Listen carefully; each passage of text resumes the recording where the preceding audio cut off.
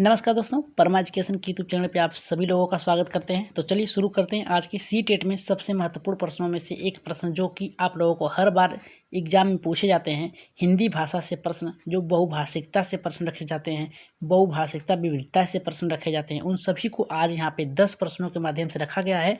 Last में आप लोगों के लिए एक प्रश्न भी रखा गया है। तो शुरू करने से पहले बता दें, जो लोग नए हैं अभी तक हमारे चैनल को सब्सक्राइब नहीं किया है तो जल्दी से जाके क्या करिए, परमा एजुकेशन चैनल को सब्सक्राइब करिए, साथ ही बेल आइकन का बटन दबा लें ताकि लाइव आने पर आप लोगों के पास एक नोटिफिकेशन पहुंच जाए। और साथ ही अपने अपने ग्रुपों में एक बार क्या करिए, शेयर कर दीजिए, जल्दी से शेयर कर दीजिए। शेयर करने के साथ साथ लाइक भी कर दीजिएगा ताकि आगे भी हम आप लोगों के लिए ऐसे ही प्रश्न बनाते रहें। तो चलिए शुरू करते हैं आज के सबसे पहले प्रश्न की ओर, जो कि बहुत ही महत्वपूर्ण है। देखिए पहला प्रश्न हमारा क्या कह रहा है, एक बार लाइक कर दीजिएगा सभी लोग।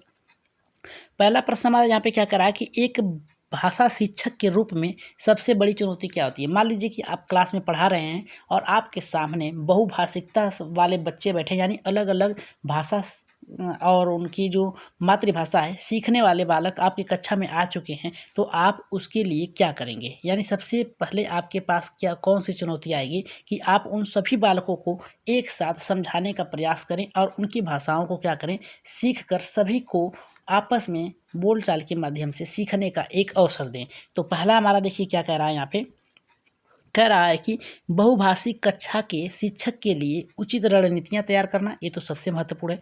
दूसरा हमारा कह रहा है बच्चों को भाषा सीखने के महत्व से परिचित कराना। और यहाँ पे तीसरा कह रहा है बच्चों की भाषा को संचार साधनों के प्रभाव से मुक्त कराना। और यहाँ पे चौथा हमारा कह रहा है कि भाषा संसाधनों का अभाव। देखिए बालक जो आता है बहुभाषिक सांस्कृतिक और अपने समाज में जो भी भाषाएं बोली जाती हैं उन सब के साथ विद्यालय में प्रवेश करता है तो उसको संसाधन का अभाव नहीं माना जा सकता। तो ये चौथा हमारा गलत है।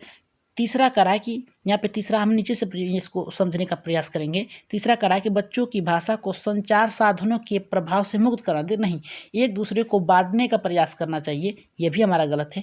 दूसरा करा है बच्चों को भाषा सीखने के महत्व से परिचित कराना, ये गलत है। परिचित नहीं, बालक सीख कर आते हैं, उनको एक दूसरे की भाषा के माध्यम से सीखने का अवसर देना चाहिए। तो यहाँ पे कह रहा है, पहला हमारा कह रहा है कि बहुभाषिक कक्षा के शिक्षक के लिए उचित रणनीतियाँ, किस प्रकार से एक दूसरे की भाषा जो है वो सीख सकें, इसके लिए एक रणनीति तैयार करनी चाहिए। तो हमारा जो राइट आंसर जाएगा किसके साथ जाएगा, हमारा यहाँ पे पहले के साथ जाएगा। किसके साथ जाएगा जी, पहले के साथ जाएगा। तो चलिए आगे बढ़ते हैं दूसरे प्रश्न पे। तो आज के प्रश्न जितने भी रखे गए हैं सबसे महत्वपूर्ण टॉप प्रश्न रखे गए हैं जो कि आप लोगों को हर बार सीटीटी में पूछा गया, उन्हीं प्रश्नों को रखा गया है। तो चलिए दूसरे प्रश्न को देखते हैं। देखिए दूसरा प्रश्न हमारा कह रहा है कि एक बहुसांस्कृतिक कक्षा में आप एक भाषा शिक्षक के रूप में किस बात को अधिक महत्व देंगे। तो पहला हमारा देखिए कह रहा है कि बच्चों को भाषा प्रयोग के अधिक से अधिक अवसर देंगे। देखिए जहाँ पर भी अवसर समझ में आए, अधिक से अधिक बहुभाषिकता का प्रयोग हो, वो सब आपके प्रश्न जो हैं सही होंगे, ठीक है। और यहाँ पे दूसरा हमारा कह रहा है पाठ्य पुस्तक के प्रत्येक पाठ को भली भांति समझना। तीसरा करा है बच्चों को व्याकरण सिखाना। और चौथा करा है कि स्वयं शुद्ध भाषा का प्रयोग करना। तो यहाँ पे बहुभाषिकता सांस्कृतिक कक्षा की बात किया है जहाँ पर शिक्षक को छात्र को समझाना है, न कि स्वयं को समझना है। तो ये चौथा हमारा गलत है। यहाँ पे करा बच्चों को व्याकरण सिखाना। देखिए व्याकरण तो पहली और 5वीं कक्षा तक आप नहीं सिखा सकते, तो ये भी गलत है। उच्च माध्यमिक जो क्लास हैं उनमें आप यहाँ पे व्याकरण का प्रयोग कर सकते हैं। और दूसरा करा पाठ्य पुस्तक के प्रत्येक पाठ को भली भांति समझना। देखिए अपने आप को नहीं समझना है, बच्चों को समझाना है, बच्चों को भाषा प्रयोग के अधिक से अधिक अवसर देना, ये आपका राइट आंसर होगा, ठीक है। तो दूसरे का जो ऑप्शन होगा ये पहला आपका सही होगा। चलिए आगे बढ़ते हैं अपने तीसरे प्रश्न में। जितने लोगों का यहाँ पे पहला आया था एकदम सही है। तो चलिए देखते हैं यहाँ पे हमारा क्या कह रहा है तीसरा प्रश्न। हिंदी की कक्षा में प्राय हिंदीतर भाषी बच्चे हिंदी सीखने में अनेक कठिनाइयों का सामना करते हैं, क्योंकि मान लीजिए आपकी कक्षा में अनेक प्रकार के बच्चे हैं और वो क्या करते हैं, हिंदीतर भाषी यानी हिंदी बोलने वाले बच्चे ही आते हैं, पर क्या करते हैं, हिंदी सीखने में अनेक कठिनाइयों का सामना करते हैं। इसका कारण क्या हो सकता है, तो कौन सा कारण हो सकता है। तो पहला हमारा देखिए कह रहा है कि प्राय हिंदीतर उनकी मातृभाषा की संरचना में अंतर होना। दूसरा कह रहा है वे मन लगाकर हिंदी नहीं सीखते। तीसरा कह रहा है कि हिंदी सीखने के प्रति उनकी अरुचि होना। चौथा कह रहा है हिंदी बहुत कठिन भाषा है। देखिए बालक जो होते हैं अपने जो परिवेश में बोलते हैं, यहाँ पे पहले ही कहा कि हिंदीतर भाषी बच्चे आते हैं तो हिंदी तो सीख कर आते हैं, तो ये कठिन नहीं हुआ। हिंदी सीखने के प्रति उनमें अरुचि, देखिए वो बोल सकते हैं पढ़ सकते हैं। ठीक है, अगर अच्छे से समझाएंगे तो ये भी हमारा गलत हुआ। ये मन लगाकर हिंदी नहीं सीखते, आपका सिखाने का रवैया कैसा है ये आपके ऊपर निर्भर करता है, तो ये भी नहीं हो सकता। प्राय हिंदी और उनकी मातृभाषा की संरचना में अंतर होना एकदम सही है। कोई बालक हिंदी ही बोलता है, लेकिन कोई भोजपुरी में बोलता है, कोई हिंदी में बोलता है, कोई तेलुगु में बोलता है, मतलब हर तरह से भाषा सीखता है, लेकिन उसकी मातृभाषा और जो स्कूल में पढ़ाई जाती है उसमें थोड़ा अंतर हो जाता है। इस आधार पर बालक क्या होता है, जल्दी नहीं सीख पाता है, तो कठिनाइयाँ उत्पन्न होती हैं, उसे ठीक किया जा सकता है। तो राइट आंसर जो हमारा जाएगा यहाँ पे किसके साथ जाएगा जी, पहले के साथ जाएगा। ठीक है, तो राइट आंसर क्या होगा, पहला होगा। चलिए आगे बढ़ते हैं चौथे प्रश्न पे। एकदम बढ़िया से प्रश्न आज यहाँ पे रखे गए हैं, जो हर बार पूछे गए हैं उन्हीं प्रश्नों को रखा गया है। बाहर से एक भी प्रश्न नहीं रखे गए हैं, जो हर साल प्रश्न आए उन्हीं में से हिंदी से जितने भी प्रश्न आते हैं उनको रखा गया है। ठीक है, तो चौथा प्रश्न देखिए सबसे महत्वपूर्ण है। चौथा प्रश्न हमारे यहाँ पे क्या करा, देखिए करा कि एक बहुभाषिक कक्षा में मतलब करा कि एक बहुभाषिक जो कक्षा में है वो आप उस किससे सबसे कम महत्वपूर्ण देंगे, यानी एक बहुभाषिक कक्षा में आप किसे सबसे महत्वपूर्ण सबसे कम महत्व देंगे, यानी महत्व देना है किसी एक कक्षा में। तो पहला यहाँ पे हमारा कह रहा है, यहाँ पे बच्चों को सिखाने की दो भाषाओं के मध्य विद्यमान समांतर व अंतर विश्लेषण कैसे किया जाता है। दूसरा करा विभिन्न प्रकार की बाल साहित्य। तीसरा करा कि कक्षा में विभिन्न प्रकार के सामग्री संबंधित वातावरण। और चौथा हमारा यहाँ पे कह रहा है कक्षा के बहुभाषिक और सांस्कृतिक संदर्भों के प्रति संवेदनशीलता। तो चौथे का राइट आंसर क्या होगा हमारा, जल्दी से बताइए जी। चौथे का राइट आंसर क्या होगा, देखिए कम महत्व देना है, तो कम महत्व देखिए विभिन्न प्रकार के बाल साहित्य, ये तो आपका सही होगा, याद रखिएगा, ये भी आपका सही होगा। कक्षा में विभिन्न, जहाँ देखिए जहाँ जहाँ पर विभिन्न की बात किया है, ठीक है, याद रखिएगा वो आपका ऑप्शन हमेशा सही होगा। कक्षा में बहुभाषिक की भी बात किया है, तो बहुभाषिक जहाँ रहेगा, संवेदनशील जहाँ रहेगा, ये भी आपका सही रहेगा। मतलब क्या है, इसे ज़्यादा महत्व देंगे। पर यहाँ पे विश्लेषण की बात किया है, याद रखिएगा, पहले में विश्लेषण की बात किया है, बांटने की बात किया है, अंतर की बात किया है, एक दूसरे से विपक्षी प्रतिक्रिया करने की बात कर रहा है, तो दो भाषाओं के मध्य विद्यमान समांतर की बात कर रहा है, ठीक है, समानता की बात कर रहा है, तो ये ऑप्शन आपका सही होगा, यानी कम महत्व होगा। तो राइट आंसर किसके साथ जाएगा हमारा, यहाँ पे पहले के साथ जाएगा। ठीक है, तो यहाँ पे हम बता दें आप लोगों को, चौथा का जो आंसर होगा ये आपका पहला ही होगा। चलिए आगे बढ़ते हैं यहाँ पे पाँचवें प्रश्न पे, जो कि और भी अच्छा प्रश्न है। देखिए पाँचवां प्रश्न हमारा क्या कह रहा है, एकदम ध्यान से पढ़िएगा। बहुभाषिकता, मतलब बहुभाषिकता का मतलब ये होता है कि अलग अलग पृष्ठभूमि से, समाज से आए हुए बालकों की जो भाषा होती है, अलग अलग जो उनकी भाषाएं होती है, उसे बहुभाषिकता कहा जाता है। ठीक है, मान लीजिए कोई अलग राज्य से आया है, कोई अलग राज्य से आया है, कोई अलग राज्य, इन तीनों जो राज्य से आए हैं उनकी जो भाषा होगी यही बहुभाषिकता होती है।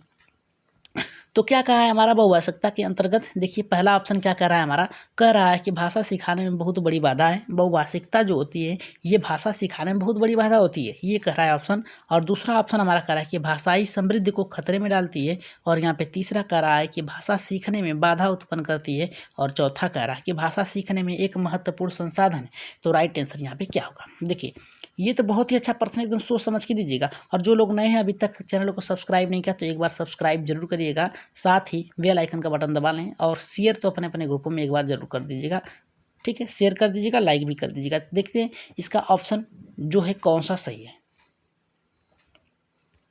देखिए यहाँ पे क्या बोला है, एक बार ध्यान से समझिएगा। बहुभाषिकता की बात किया तो भाषा सीखने में बहुत बड़ी बाधा है। देखिए बाधा तो नहीं हो सकती, भाषा कोई भी हो सीखने में एक अवसर प्रदान करती है, तो ये तो नहीं हमारा ऑप्शन सही है, ये गलत है। भाषा समृद्धि को खतरे में डालती, ये भी नहीं है।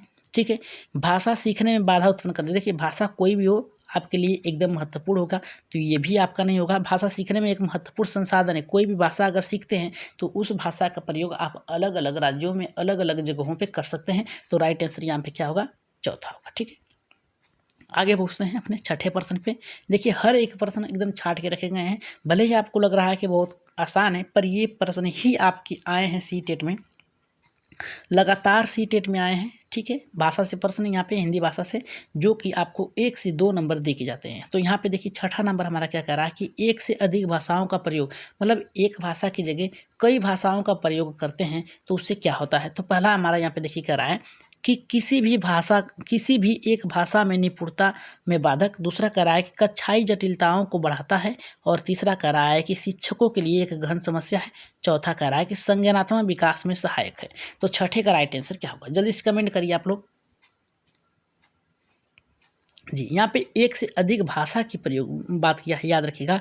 एक से अधिक भाषा का प्रयोग करने से क्या होता है, तो यहाँ पे जो राइट आंसर जाएगा यहाँ पे संज्ञानात्मक। याद रखिएगा, संज्ञानात्मक मतलब होता है सीखना, किसी भी दूसरे व्यक्ति के द्वारा या किसी भी, याद रखिएगा, किसी भी तरह से सीखना जो होता है वो संज्ञानात्मक होता है और उसमें सीखने में एक सहायक की भूमिका निभाता है। तो राइट आंसर हमारा किसके साथ जाएगा, यहाँ पे चौथे के साथ जाएगा। ठीक है, जितने लोगों का चौथा है एकदम सही है। चलिए आगे बढ़ते हैं अपने 7वें प्रश्न पे, जो कि और भी बढ़िया है प्रश्न। कह रहा है बहुभाषिक एवं बहुसांस्कृतिक कक्षा में, मतलब कह रहा है कि जो बहुभाषिक यानी अलग अलग प्रकार की जो भाषा है, और उसके साथ ही देखिए, उसके साथ ही एक बात किया है कि बहुत से भाषाओं का प्रयोग एक समय होता है और उसी समय बहुसांस्कृतिक यानी अलग अलग जिनकी जिनकी सांस्कृतिक है, ठीक है, वो एक कक्षा में जब आते हैं तो क्या होता है, बच्चों की मातृभाषा को समुचित सम्मान स्थान देते हुए मानव भाषाओं में भी परिचय करना चाहिए।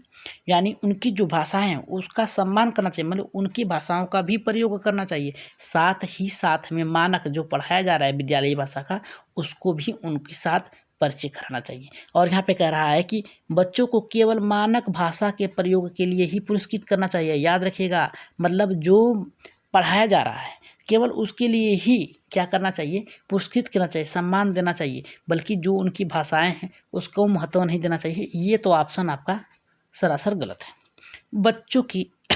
बच्चों की मातृभाषा का ही सदैव प्रयोग किया जाना चाहिए, ये भी गलत है। बहुभाषिकता की बात किया है तो सभी भाषाओं का सम्मान करना चाहिए, केवल उनके घर की भाषा का नहीं, तो ये भी सरासर गलत है। और बच्चों की मातृभाषा का प्रयोग वर्जित होना चाहिए, नहीं, गलत है। जो बालक अपने वातावरण में, अपने समाज में भाषा सीखता है, उसी भाषा का प्रयोग करते भी हुए भी उसको सिखाना चाहिए। तो राइट आंसर हमारा किसके साथ जाएगा, यहाँ पे पहले के साथ जाएगा। किसके साथ जाएगा, हमारा पहले के साथ जाएगा। ठीक है, तो राइट आंसर क्या होगा, पहला होगा। बच्चों की मातृभाषा को समुचित सम्मान स्थान देते हुए मानक भाषा का भी प्रयोग करना चाहिए, एकदम राइट आंसर है। ठीक है, तो चलिए आगे बढ़ते हैं यहाँ पे 8वें प्रश्न पे। देखिए 8वां प्रश्न हमारा क्या कर रहा है, ये तो और भी अच्छा प्रश्न है। कह रहा है कि घर की भाषा और विद्यालय में पढ़ाई जाने वाली भाषा क्या होती है। पहला कह रहा है सदैव टकराहट से गुजरती है, दूसरा कह रहा है कि सदैव समान होती है, और तीसरा कह रहा है समान हो सकती है, चौथा कह रहा है सदैव अलग होती है। तो राइट आंसर यहाँ पे 8वें का क्या होगा, जल्दी से बताइए 8वें का क्या होगा। जी, एकदम सही आंसर दीजिएगा सभी लोग। देखिए क्या कह रहा है, पहला देखिए, घर की भाषा और विद्यालय में पढ़ाई जाने वाली भाषा सदैव टकराहट होती से गुजरती है, गलत है। हो सकता है कि जो घर में उसके घर में बोली जा रही है बालकों की, वही विद्यालय में भी पढ़ाई जा रही हो, तो ये तो गलत है। सदैव समान होती है। देखिए क्या कहा है कि सदैव समान होती है, नहीं, सदैव समान नहीं हो सकता है, हो सकता है कि अलग अलग भी हो सकता है, तो ये भी गलत है। समान हो सकती है, मतलब पढ़ाने वाली जो भाषा है और जो घर की परिवेश की भाषा है, वातावरण की उनकी भाषा जो है वो समान हो सकती है, यही सही आपका है, याद रखिएगा, तीसरा सही है। चलिए आगे बढ़ते हैं 9वें प्रश्न पे। 9वां प्रश्न देखिए हमारा क्या कर रहा है, कह रहा है हमारी कक्षाओं में बच्चे भिन्न भिन्न भाषिक पृष्ठभूमि से आते हैं। मतलब जो हमारी कक्षा है, हमारा विद्यालय जहाँ पे आप पढ़ाने जा रहे हैं, भविष्य में जहाँ पर आप पढ़ाने जाएंगे, वहाँ पर क्या होता है कि अलग अलग भाषिक से पृष्ठभूमि से बालक आते हैं।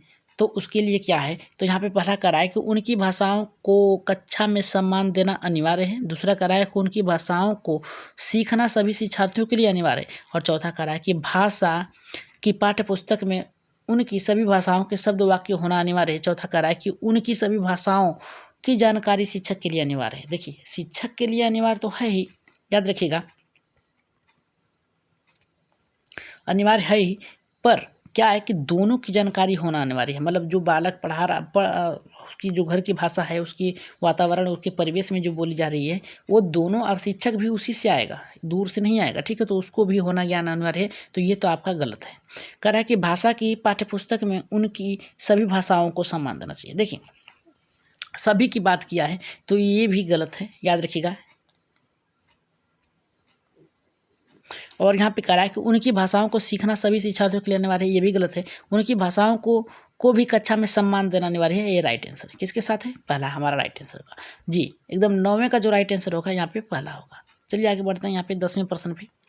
बच्चे प्रारंभ से ही क्या होते हैं, पहला कह रहा है कि एक भाषिक होते हैं, द्विभाषिक होते हैं, बहुभाषिक होते हैं, और भाषा में कमतर होते हैं।